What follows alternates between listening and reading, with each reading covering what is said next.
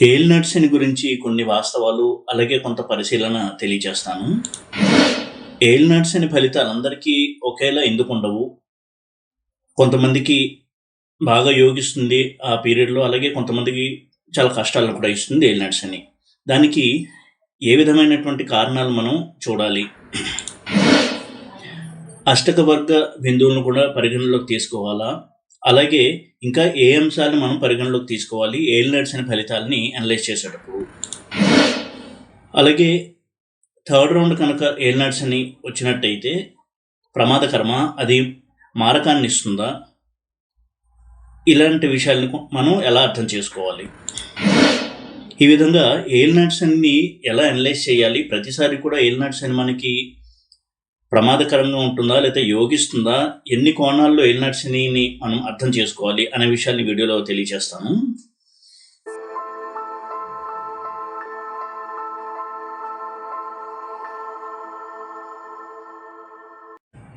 ఓం నమో వెంకటేశాయ. జ్యోతిష్ రత్నాకరం ఛానల్‌కి స్వాగతం. ఈ వీడియోలో హేల్ నట్స్ అని కనుక వచ్చిందంటే ఆ ఫలితాలు ఎలా ఉంటాయి అనేది మనం ఎలా అర్థం చేసుకోవాలి? ఎన్ని కోణాల్లో హేల్ నట్స్ అనే ఫలితాలను మనం పరిశీలన చేయాలి? ఇలాంటి విషయాలు తెలియజేస్తాను. చాలామందికి పరిచయం ఉన్నటువంటి ఒక సబ్జెక్టు హేల్ నట్స్ అని. అంటే జ్యోతిష్యం గురించి కొద్దిపాటి పరిచయం ఉన్నా, అసలు జ్యోతిష్యం పరిచయం లేకపోయినా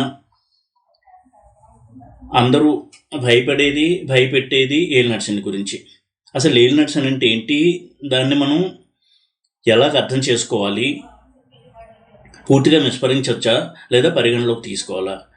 ఇలాంటి విషయాలను కొంత వాస్తవాలు, అలాగే పరిశీలన, ఈ రెండు జోడించి నాకున్న అనుభవంతో నేను పరిశీలించే విషయాలని కొన్ని షేర్ చేస్తాను మీతో.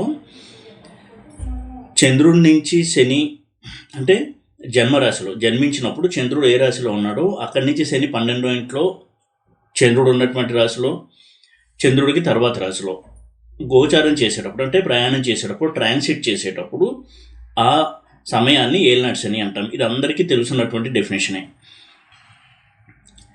అయితే చంద్రుడి యొక్క స్థితే కాకుండా లగ్నం నుంచి కూడా హేల్ నట్స్ అని చూడాలి. ఈ రెండు కూడా మనం పరిశీలన చేయాలి. ఇది మొట్టమొదటి సూత్రం. అంటే జన్మలగ్నం నుంచి 12వ ఇంట్లో శని ట్రావెల్ చేస్తున్నప్పుడు, జన్మలగ్నం నుంచి రెండో ఇల్లుని ట్రావెల్ చేస్తున్నప్పుడు, చంద్రుడి నుంచి జన్మలగ్నం నుంచి కూడా మనం హేల్ నట్స్ అని చూడాలి. అయితే చంద్రుడి నుంచి ఎందుకు పాపులర్ అయింది అంటే, చంద్రుడు మనకారకుడు కాబట్టి మనస్సు మీద శని యొక్క ప్రభావం చాలా ఎక్కువగా ఉంటుంది. అందుకని దీన్ని ఎక్కువగా మనం చూడడం అనేది అలవాటు అయ్యి ఉండొచ్చు. అంతేకాకుండా ఏ గ్రహం నుంచి జన్మజాతకంలో ఒక జాతకుడు జన్మించినప్పుడు ఒక గ్రహం నుంచి 12వ ఇంట్లో శని, ఆ గ్రహము, అలాగే 2వ ఇంట్లో శని, ఈ 3 స్థానాల్లో శని ఉన్నప్పుడు కూడా శని యొక్క ప్రభావం దాని మీద ఉంటుంది. అయితే గోచారంలో చంద్రుడి నుంచి శని ట్రావెల్ చేసేటప్పుడు ఈ 3 స్థానాల్ని ప్రత్యేకంగా హేల్ నట్స్ అనిగా చెప్పి కొన్ని జాగ్రత్తల్ని చెప్పడం జరిగింది. చాలామందికి అనుభవం అయితే హేల్ నట్స్ అనే సమయంలో చాలామందికి చాలా బాగా యోగిస్తుంది. మంచి మంచి సంఘటనలు చోటు చేసుకుంటాయి వారి జీవితంలో. ఇంకొంతమంది జీవితంలో చాలా బాధాకరమైనటువంటి అంశాలు చోటు చేసుకుంటూ ఉంటాయి. మరణాలు కావచ్చు, ఇంకా తీవ్రమైన అనారోగ్య సమస్యలు, యాక్సిడెంట్స్, సర్జరీస్. అన్నిటికీ హేల్ నట్స్ అని ఆపాదించడం కూడా కరెక్ట్ కాదు. అలానే హేల్ నట్స్ అని విస్మరించడం కూడా కరెక్ట్ కాదు. హేల్ నట్స్ అని అనేది తప్పకుండా ప్రభావం చూపిస్తుంది. అయితే కేవలం ఆ కోణంలోనూ చూడడం వల్ల ఒక్కొక్కసారి మనం అతిగా భయపడే అవకాశం ఉంటుంది. లేనిపోయిన భయాలతో టెన్షన్ పడేటువంటి సినారియో కూడా రావచ్చు. అందుకని ఏ అంశాలని పరిగణలోకి తీసుకోవాలి, ఏ కోణాల్లో హేల్ నట్స్ అని అర్థం చేసుకోవాలనేది కూడా చాలా ముఖ్యము. ఎప్పుడూ కూడా దశాభుక్తి అనేది చాలా ఇంపార్టెంట్. వింశోత్తర దశ, వింశోత్తర అంతర్దశ, అలాగే జైమిని చరదశ, జైమిని మండూక దశ, జైమిని శూల దశ, జైమిని నిర్యాణ శూల దశ, ఇలాంటివన్నీ కూడా చూడాలి. అలాగే హేల్ నట్స్ అని జరుగుతున్న పీరియడ్లో ఎటువంటి మహాదశ నడుస్తోంది, ఏ అంతర్దశ నడుస్తుంది అనేది చాలా ముఖ్యం. ఉదాహరణకు ఒక్కొక్కసారి హేల్ నట్స్ అనే పీరియడ్లో శని మహాదశ నడుస్తూ ఉన్నట్టయితే రిజల్ట్స్ చాలా స్ట్రాంగ్గా ఉంటాయి. ఇక్కడ స్ట్రాంగ్గా ఉంటాయి అంటున్నాను, దాని అర్థం పాజిటివ్ నెగిటివ్ అని కాదు. ఒకవేళ శని పాజిటివ్గా ఉంటే చాలా పాజిటివ్గా ఉంటుంది. ఒకవేళ శని నెగిటివ్గా ఉంటే వారి జన్మ జాతకంలో తీవ్రమైన నెగిటివ్ ఫలితాలు ఉంటాయి, స్ట్రాంగ్గా ఉంటాయి. స్ట్రాంగ్గా పాజిటివ్గా ఉండొచ్చు, స్ట్రాంగ్గా నెగిటివ్గా ఉండొచ్చు. ఇక శని ఏలినట్సన్లో సంచారం చేసేటప్పుడు మిత్రక్షేత్రాల్లో ఉన్న, స్వక్షేత్రాల్లో ఉన్న, మూల త్రికోణ స్థానాల్లో ఉన్న ఎక్కువగా శుభ ఫలితాలు ఇవ్వడానికి అవకాశం ఉంటుంది. శనికి కుంభము మూల త్రికోణం కాబట్టి మీనరాశి వారికి 12వ ఇంట్లో శని సంచారం చేస్తున్నా ఎక్కువ భయపడక్కర్లేదు. అలాగే కుంభరాశి వారికి శని కుంభంలో ఉన్నప్పుడు ఎక్కువగా హాని చేయడు. అలాగే గురువు ఇంట్లో కూడా శని శుభ ఫలితాలను ఎక్కువ ఇస్తాడు. మిత్రక్షేత్రంగా భావించాలి దాన్ని. అందులో గురువు ఇంట్లో శని ఎక్కువగా పాజిటివ్ రిజల్ట్స్ని ఇస్తాడు. మీనంలో, ధనస్సులో. ఇటువంటి రాశుల్లో సంచారం చేస్తున్నప్పుడు కూడా శని గురించి ఎక్కువగా భయపడక్కర్లేదు గోచారంలో. అలాగే చాలామంది భయపడేటువంటి అంశము థర్డ్ రౌండ్ ఏలినాటి శని. మూడోసారి ఏలినాటి శని వస్తే మరణిస్తారు అనేది చాలా సందర్భాల్లో అది జరగలేదు, కొన్ని సందర్భాల్లో జరిగింది. ఎప్పుడు ఇలా సంభవిస్తుంది అంటే మూడోసారి ఏలినాటి శని జరుగుతున్నప్పుడు కనుక శని మహాదశ నడుస్తూ ఉండడమో లేదా వేరే గ్రహం యొక్క మారక దశ నడుస్తూ ఉండడం కనుక జరిగినట్టయితే ఆ రెండు కోయిన్సైడ్ అయితే తప్పకుండా అది మరణానికి దారితీసే అవకాశం ఎక్కువగా ఉంటుంది. తీవ్ర ఫలితాలు అనేవి ఎక్కువగా ఉంటాయి. అలాగే అష్టక వర్గ బిందువుల విషయానికి వచ్చినట్టయితే శని ఏ రాశిలో సంచారం చేస్తున్నాడో ఆ రాశిలో సర్వాష్టక వర్గ 20 నుంచి 25 పాయింట్లు ఉన్నట్టయితే కొంత సమస్యలు ఎక్కువగా ఉంటాయి. 25 కంటే ఎక్కువ 28 పాయింట్లు కనుకుంటే యావరేజ్ రిజల్ట్స్ ఉంటాయి. 28 కంటే ఎక్కువ పాయింట్స్ ఉన్న ఇంట్లో శని సంచారం చేస్తుంటే శుభ ఫలితాలు ఉంటాయి. అంటే ఒకవేళ తీవ్రమైన అనారోగ్యం వచ్చినా దాని నుంచి వాళ్ళు బయటపడే అవకాశం ఎక్కువగా ఉంటుంది. అష్టక వర్గని మనం పరిగణలో తీసుకోవాలి. అలాగే శని ఒక రాశిలో సంచారం చేసేటప్పుడు ప్రవేశించినప్పుడు ఏ మూర్తి అయ్యాడు అనే దాన్ని బట్టి కూడా మనం గోచార ఫలితాలని చెప్పాలి. స్వర్ణమూర్తి, రజతమూర్తి అయ్యి ఒక రాశిలోకి శని ఎంటర్ అయ్యి ఏలినాటి శని స్టార్ట్ అయినప్పుడు శుభ ఫలితాలు ఎక్కువగా ఉంటాయి. శని యొక్క శుభత్వం ఎక్కువగా చూడొచ్చు మనం. అలా కాకుండా తామరమూర్తి, లోహమూర్తి అయ్యి ఏలినాటి శనిలో ఉంటే సమస్యల తీవ్రత పెరుగుతుంది. అలాగే ఇప్పుడు కూడా ఇందాక చెప్పినట్టు ప్రస్తుతం నడుస్తున్నటువంటి దశ అంతర్దశలు మనం పరిగణలోకి తీసుకోవాలి. ఆ తర్వాత ఏ నక్షత్రంలో శని సంచారం చేస్తున్నాడు ఇది కూడా చాలా ముఖ్యం. రవి నక్షత్రంలో కనుక సంచారం చేస్తున్నట్టయితే తండ్రికి కొంత అనారోగ్య సూచనలు, అలాగే చంద్రుడి నక్షత్రంలో సంచారం చేస్తున్నట్టయితే తల్లికి అనారోగ్య సూచనలు, కుజుడి నక్షత్రంలో సంచారం చేస్తుంటే ప్రాపర్టీ లిటిగేషన్స్, ప్రాపర్టీ డిస్ప్యూట్స్, ఆస్తి తగాదాలు, అన్నదమ్ముల మధ్య తగాదాలు ఇలాంటి ఉండే అవకాశం ఉంటుంది. యాక్సిడెంట్స్ అయ్యే అవకాశం ఉంటుంది. మనసు ఎప్పుడు చంచలంగా ఉండడము, ఏ పని కూడా అనుకున్న టైంకి అవ్వకపోవడము, ఇటువంటి రిజల్ట్స్. అలాగే బుధుడి నక్షత్రంలో కనుక సంచారం చేస్తున్నట్టయితే ఆర్థికపరమైనటువంటి ఒడిదుడుకులు, మెంటల్ స్ట్రెస్, ఎక్కువగా ఒత్తిడి, మానసికంగా డిప్రెషన్ ఇలాంటి ఉండే అవకాశం ఉంటుంది. గురువు యొక్క నక్షత్రంలో సంచారం చేస్తున్నట్టయితే సంతానపరమైన సమస్యలు, వారికి ఎడ్యుకేషన్లో కొంత అడ్డంకులు లేదా సంతానానికి అనారోగ్య సమస్యలు, ఫైనాన్షియల్ ప్రాబ్లమ్స్, ఫ్యామిలీలో కొంత డిస్ప్యూట్స్ ఉండడము, కుటుంబ కలహాలు ఇలాంటి వాటికి అవకాశం ఉంటుంది. శుక్రుడు నక్షత్రంలో సంచారం చేస్తూ ఉన్నట్టయితే రిలేషన్షిప్ ప్రాబ్లమ్స్, లవ్ అఫేర్స్లో ప్రాబ్లమ్స్, మ్యారేజ్లో ప్రాబ్లమ్స్ ఇలాంటి వాటికి ఆస్కారం ఉంది. శని తన సొంత నక్షత్రంలోనే సంచారం చేస్తూ ఉంటే జన్మజాతకంలో శని పాజిటివ్గా ఉంటే చాలా మంచి రిజల్ట్స్ ఇస్తాడు. కెరియర్లో మంచి గ్రోత్ ఉంటుంది. నెగిటివ్గా ఉన్నట్టయితే కెరియర్లో ఎప్పుడూ ఆటంకాలు, వాటిని దాటుకుంటూ ముందుకు వెళ్లాల్సి రావడము, ఎక్కువ శ్రమ చేయాల్సి రావడము ఇలాంటి పరిస్థితులు ఎదురవుతాయి.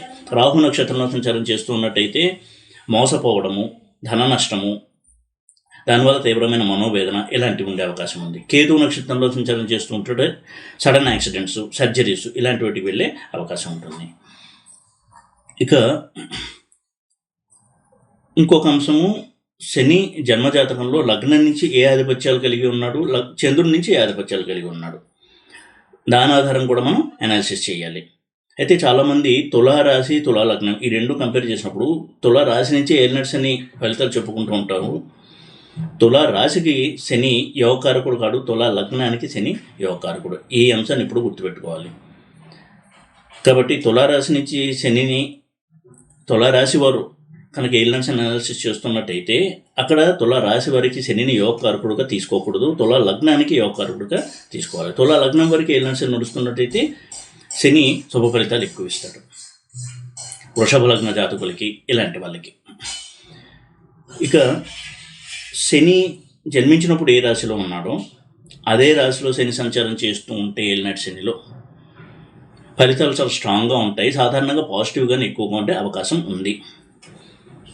ఇక రాహువు కేతువు జన్మించినప్పుడు ఏ రాశిలో ఉన్నారో ఆ రాశి నుంచి శని సంచారం చేస్తున్నప్పుడు ఎక్కువగా ప్రతికూల ఫలితాలు ఉండే అవకాశమే ఉంటుంది. జన్మరాశి నుంచి కావచ్చు, జన్మలగ్నం నుంచి కావచ్చు. రాహుకేతువులు ఉన్నటువంటి రాశుల నుంచి శని సంచారం కొంత ప్రాబ్లమ్స్ని క్రియేట్ చేస్తుంది. ఉదాహరణకి రాహువు జన్మించినప్పుడు లగ్నం నుంచి 10th హౌస్లో ఉన్నాడు, లేదా చంద్రుడి నుంచి 10th హౌస్లో ఉన్నాడు, చంద్రుడి నుంచి 1000లో రాహు ఉన్నాడు, లగ్నం నుంచి 10thలో ఉదాహరణకి.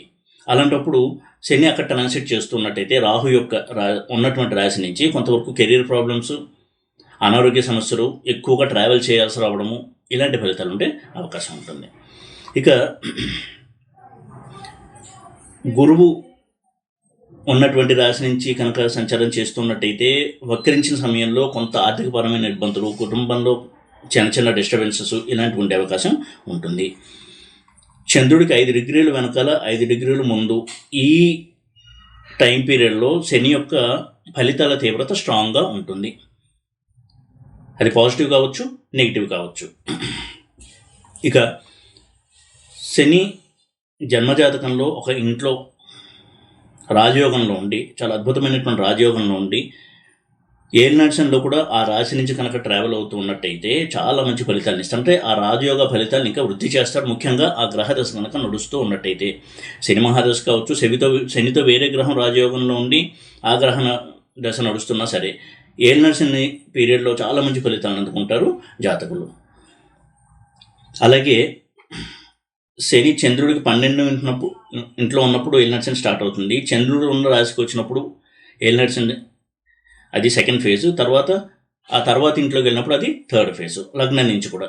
అలా ఉన్నప్పుడు ఎలాంటి ఫలితాలు ఉంటాయని చూసినప్పుడు ఫస్ట్ ఫేజ్లో అంటే 12th హౌస్లో ఉన్నప్పుడు చంద్రుడి నుంచి లేదా లగ్నం నుంచి మెంటల్ స్ట్రెస్, ఎక్కువగా ఖర్చు అవ్వడము, బంధువులతో కొంత తగాదాలు, అనవసర ప్రయాణాలు చేయాల్సి రావడము, ఎక్కువ ప్రయాణాలు చేయాల్సి రావడము, నిద్రలేమి, అయిన వారు దూరం అవ్వడము లేదా దూరంగా ఉండాల్సి రావడం, ఇలాంటి ఫలితాన్ని కొంత మనం ఎక్స్పెక్ట్ చేయొచ్చు. అలాగే చంద్రుడు ఉన్న రాశిలోకి లేదా లగ్నంలోకి శని సంచారం చేస్తున్నప్పుడు చిన్నపాటి అనారోగ్య సమస్యలు, ఎప్పుడు మైండ్ డిస్టర్బ్డ్గా ఉండడము, చీటికి మాటికి మైండ్ డిస్టర్బ్ అవుతూ ఉండడము, ఇంట్లో అలాగే ఆఫీసులో బిజినెస్లో మానసికంగా కొంత డిస్టర్బెన్స్ని ఇచ్చేటువంటి సంఘటనలు జరుగుతూ ఉండడము, రిలేషన్షిప్స్లో ప్రాబ్లమ్స్ రావడము, అనారోగ్య సమస్యలు ఇలాంటివి ఉండే అవకాశం ఉంటుంది. 3rd ఫేజ్లో అంటే చంద్రుడు లేదా లగ్నానికి 2వ స్థానంలో కనుక శని సంచారం చేస్తున్నట్టయితే అప్పుడు ఫ్యామిలీలో కొంత ప్రాబ్లమ్స్, కుటుంబ కలహాలు,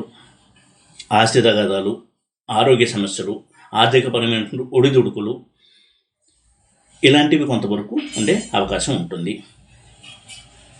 కాబట్టి ఇన్ని కోణాల్లో కనుక మనం చూసినట్టయితే ఏలినాటి శనిని మనం తప్పకుండా పరిశీలన చేయాలి. కానీ ఎప్పుడు ఏలినాటి శని స్టార్ట్ అవుతుంది అనగానే భయపడడం అనేది అనవసరం. ఎందుకంటే శని ఇన్ని కోణాల్లో చూసినప్పుడు ఎన్ని రకాలుగా మనకి పాజిటివ్గా ఉన్నాడు, ఎంత నెగిటివ్గా ఉన్నాడో నాకు అంచనా తెచ్చుకోవడం ఎప్పుడు మంచిది. ఎప్పుడూ కూడా ముందు దశాభుక్తిని చూసుకోవాలి, ఆ తర్వాతే గోచారము, అందులో భాగమే ఏలినాటి శని కూడా. కాబట్టి ఈ విధమైన పరిశీలన చేసిన తర్వాత కొంత నెగిటివ్గా ఉందనుకుంటే దానికి తగినటువంటి జాగ్రత్తలు తీసుకోవడము, శనికి పరిహారాలు చేసుకోవడం అనేది మనకి పాజిటివిటీని పెంచడానికి, మనోధైర్యాన్ని పెంచడానికి సహాయపడతాయి ఈ రెమెడీస్. ఈ వీడియో కనుక మీకు నచ్చినట్టయితే లైక్ చేసి, షేర్ చేసి, సబ్స్క్రైబ్ చేయండి. ఓం నమో వెంకటేశాయ.